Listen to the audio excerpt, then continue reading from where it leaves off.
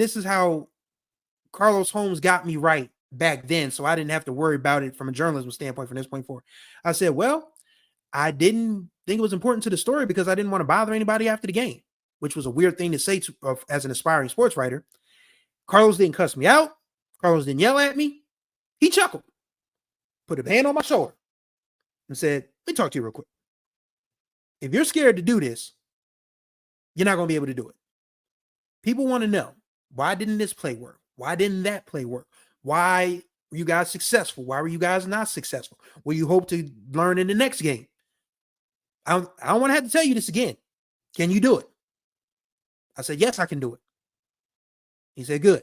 He never had to tell me again.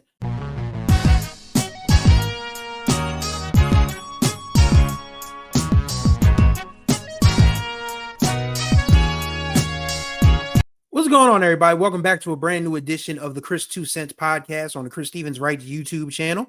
It's been 2 weeks, but I definitely want to thank you all for all the kind words from the past episode, last week's episode, 2 weeks ago's episode of the WNBA preview with the homie Coach Mika. You can check out that episode in perpetuity as the WNBA season begins this Friday. But we're starting a new week with getting back to business for me, which is working on my novel. Now, I think I mentioned before that I was working on something new and that it's still very much a work in progress. That's what writers call all of our rough drafts, WIPs, work in progress. And it's been a challenge making time for this thing because I've just had so much going on with everything that's going on with HBCU sports, starting on the Groove line. And I'm finally getting back into running mode. I actually ran almost 5.5 miles last week. Not one time. Can't do that. But I did 167 on Tuesday, 177 on Thursday, and like 2+ on Saturday. So they got me up to 5.5 miles. So the ideal for me is to run 3 5Ks a week. That was what I was doing when I was about 218 pounds. I actually got a picture that I'm going to share with you guys a little later on from me back in the day that is kind of told me not to be so hard on myself. But writing as a writer and as a journalist, you really have to make the best use of your time. And that's what this episode is going to be about for all my writers out there, creative or news writers, journalists, public relations writers, anybody that considers themselves a professional writer. And let's be clear about this. Writing is not a profession that requires any sort of, badge or stamp. Just got to do it. You just have to do it. If you've written something let's say that you're a journaler. I need to get back to journaling my personal thoughts, honestly. I need to get back to doing that. So if you do that, you're a writer. If you write something that is going to be for sale eventually, whether you're signed to a traditional publishing company or you're an independent novelist like myself, you are a writer. If you're a journalist, if you're covering a story and that story calls for you to write something, you're a writer. It's really that simple. And I think that's something I really want to get back into the nuts and bolts of this channel with. I'm actually going to start recruiting guests that are writers of different strokes and spears, whether it be journalism, novelists, essayists, research folks. I plan to have all sorts of writers on this channel. So you guys stay tuned. It's not just going to be me talking. I mean, as you can see, I'm not afraid to bring guests on. Actually, I kind of am worried about a little bit of a guest thing, but we'll talk about that in a minute. But one thing that I've tried to do in this era of my life, which has been very, very work from home-ish, like literally, I have not set foot in an office setting since March of 2022. And here we are almost halfway through May of 2025. I've been at home for 3 years and change. And I don't mind it at all. I mean, I think it's hurt me from a physical perspective. Like, having to go out and drive to work every day meant that I wasn't just a short walk away from my kitchen. You know what I'm saying? So I got to be better about, just stop stockpiling and snacking stuff so I can get back down to the 230s, 225, 230, where I want to be at. But I'm doing better. But as a writer, especially when you work from home, you tend to lose track of time a lot because you can sit down on your couch, watch TV, or you can go to the kitchen and eat something. Or even in my case, you can take a nap sometimes because working for HBCU sports is fun because while we may have breaking news stories every so often, most of the times though, we get to, just vibe and go, with stories as they go. Like we've learned that it's okay not to be first as long as you're correct. And that's something that I feel like a lot of journalism is missing. A lot of journalism is missing at this particular point in time is that, yeah, everybody wants to be first to get the information out, but do you have the correct information out? And yes, we are in an era where people refuse to read. Yes, we are in an era where people are relying on AI. Yes, we are in an era where the president of the United States just absolutely crippled and destroyed the fourth estate by calling it fake news. And everybody that works for these news organizations or owns these news organizations is just following his lead and just, destroying everything that we knew about journalism as a whole. But for those of us who still adhere to the standards of getting the information right, it's still very important to us. So that's one thing that I'm glad I'd say about HBCU sports is that, yes, we try to get everything out in a timely manner. But we want to make sure it's correct too. I probably have to tell you a story about one of the most important stories I've ever written in my career. And again, I've been at this since 2002. I've written some important stuff, but nothing is important about something that I wrote for HBCU sports last year that came and went without much noise. And I'm very disappointed in that, but that's probably something that has nothing to do with me and more so to do with the forces I was up against putting that story together. But anyway, so yes, it's hard to, manage your time correctly. But one thing that I know that I can do is once I sit down and put my mind to something that needs to be written, I can write it. Like, for instance, last week, I wrote a column for HBCU Sports. I'll put the link to that in the description below about Nick Saban joining Donald Trump's College Sports Commission and how Saban is one of those people that just can't stand to see young black kids call their own shots because they had to rely on him when he was the head coach at Alabama. And now that NIL and the transfer portal is a thing, all of these white coaches are in a panic. And they're like, oh, God, we got to cut down on this. So I wrote a column about that. And I told my bosses, I told Ken Rashad and Kendrick Marshall, our senior editor, that I was going to have that column out in a matter of maybe an hour. Didn't take me that long because when I have something in my mind that I want to write about, I pretty much know how it's going to go. Not everybody is as easy to, everybody's not a pantser like I am. If you guys are not familiar. Okay, so in the independent writing, well, actually in the writing world, period, I'm just going to stop qualifying that. But as a writer, if you write books, there are outliners and plotters, and there are pantsers. Pantsers are people who can write stuff by the seat of their pants, hence the term pantser. And honestly, I feel like I work better as a pantser, even though from time to time I'll get stuck on something and it'll take weeks and months or it never gets done. Sometimes that's why I have so many rough drafts of novels and short stories that are just like taking up space in my Google Docs because I just have not.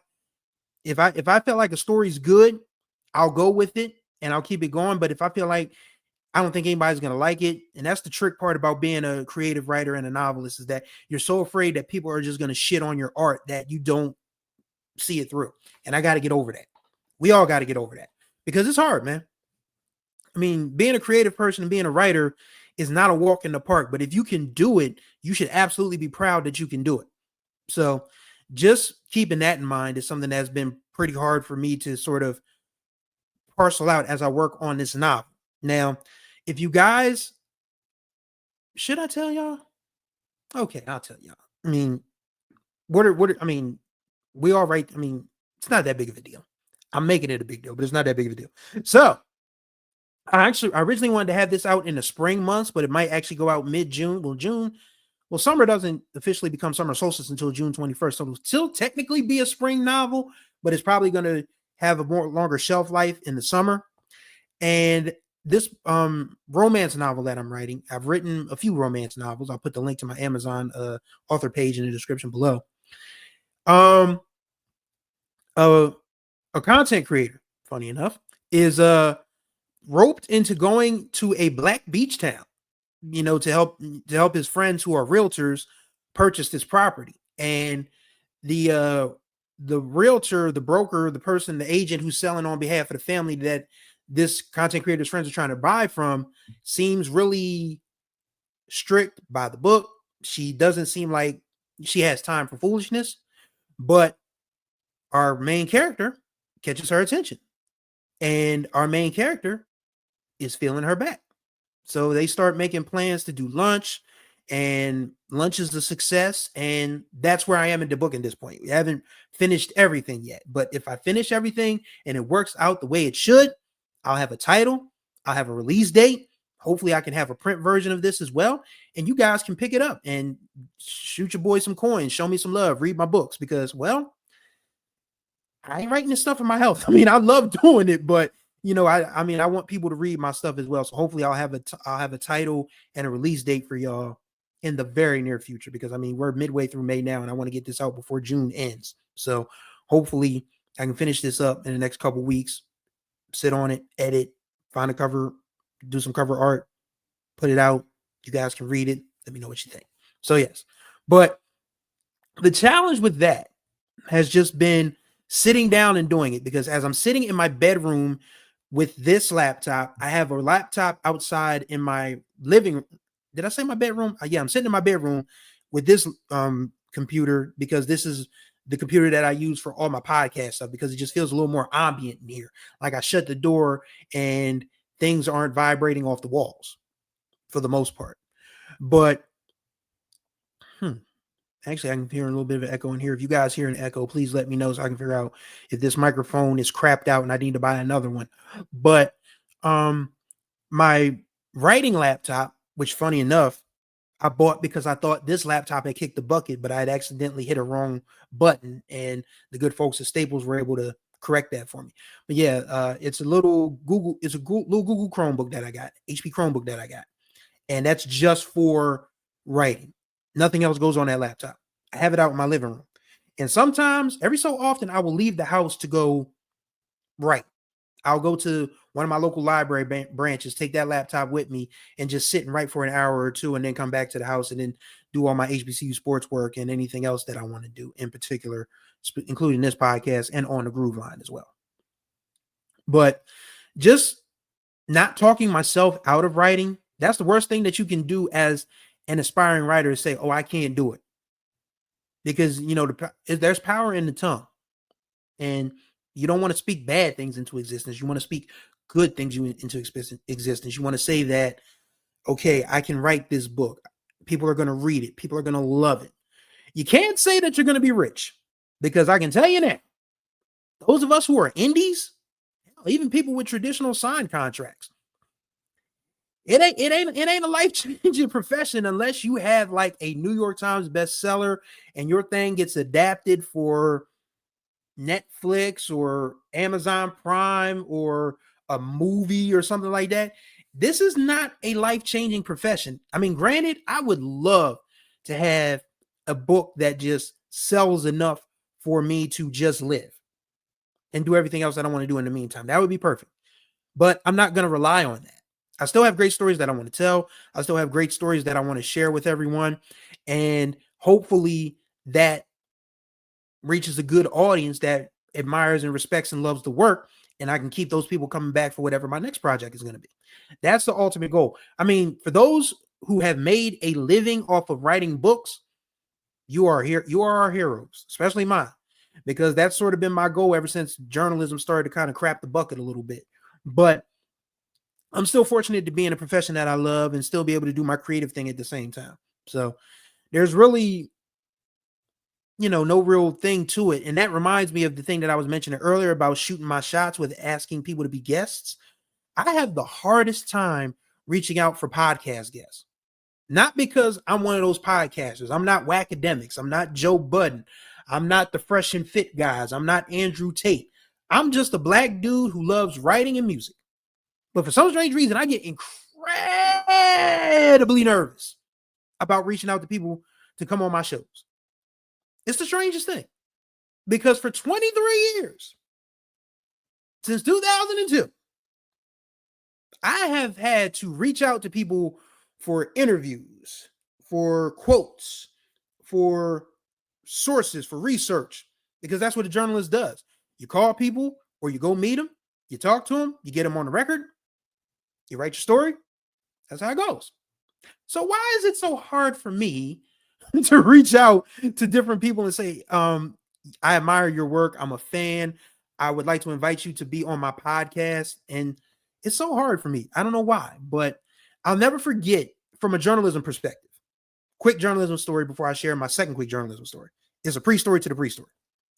So when I first started working for the Hornet newspaper in 2002, I covered a couple of football games, and Carlos Holmes, who still is director of news services at Delaware State, was the advisor of the student newspaper at the time.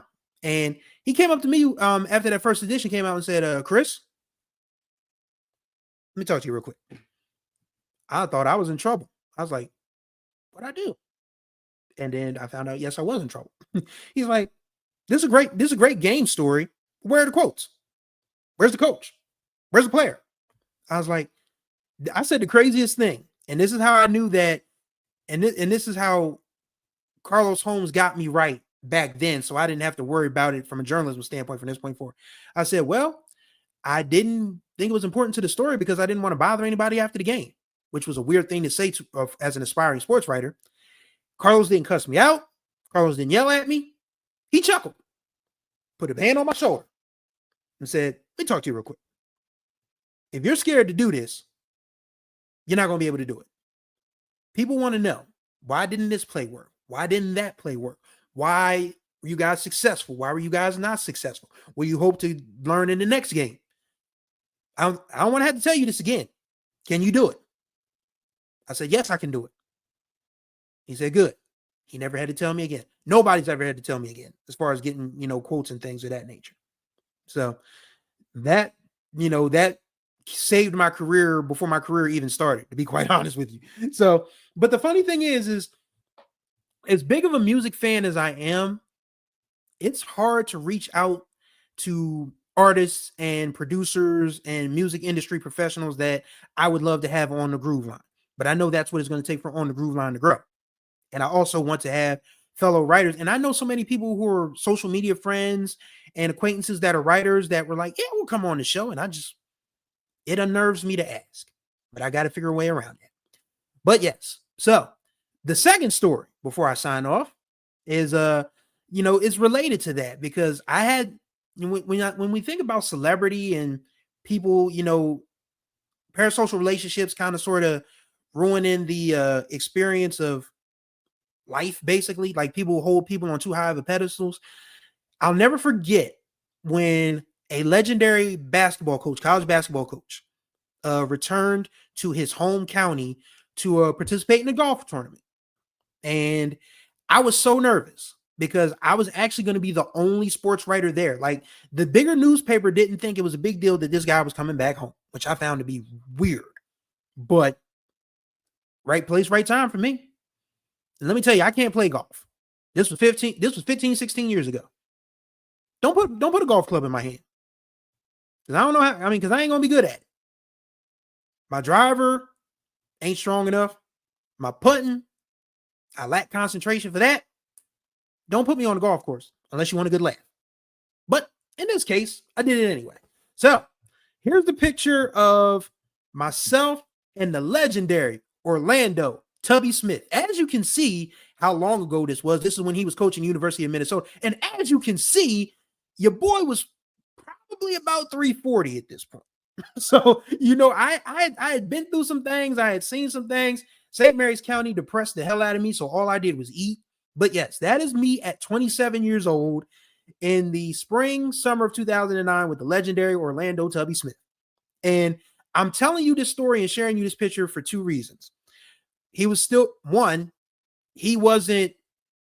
what you think a college basketball coach would be. He was kind. He was hilarious. I mean, we rode in the golf court together and we talked about all sorts of life things off the record, not even about his return to St. Mary's County and, remembering his late nephew who unfortunately was murdered at his college. But, we just talked about a whole bunch of different things. And as a journalist, you're not really supposed to take pictures with people, but Tubby wouldn't take no for an answer. Like, come on, man, take a picture with me. I was like, okay. So yes, that is probably the most famous picture I have in my albums is me and Tubby Smith. But yeah, it brought back memories of, what? I had to go introduce myself to Tubby Smith and say, hey, I'm Chris Stevens from the County Times. I'll be shadowing you today. He was like, all right, so let's get a golf cart and let's go. And that's what we did. And it just reminded me that being able to not be afraid to shoot your shots from a professional perspective is huge. If you're afraid to do it, then you'll never do it. So I'm putting this up as a reminder to myself that if I'm going to make On the Groove line successful, I got to reach out to these old school artists and people that I, respect, admire, and love their music. And I'm going to start asking my writer friends and some other folks to come on the Chris 2 Cents show and the Chris Stevens Writes YouTube channel so that we can talk journalism, creative writing, writing period, all of that. So that's the plan. And that was pretty much a way of reintroducing this podcast so people hadn't thought I'd fallen off the map. But me and Mika talked for a good hour. And that was a good hour of WNBA coverage. So it didn't make sense for me to just keep pumping out episodes when I wanted this one, the previous one, to grow. And it's doing well. It could be, I hope it does better, but it's doing well. But yes, that's going to do it for this edition of Chris 2 Cents. Greatly appreciate y'all's time as always. Contact information for me will be in the description below. So same for the links that I mentioned. I may do another episode this week, but you guys will know when it's up, or if I stumble across something that's worth talking about, we'll gladly let you know, and then it'll be up. So until the next time we speak, y'all be good or be good at it.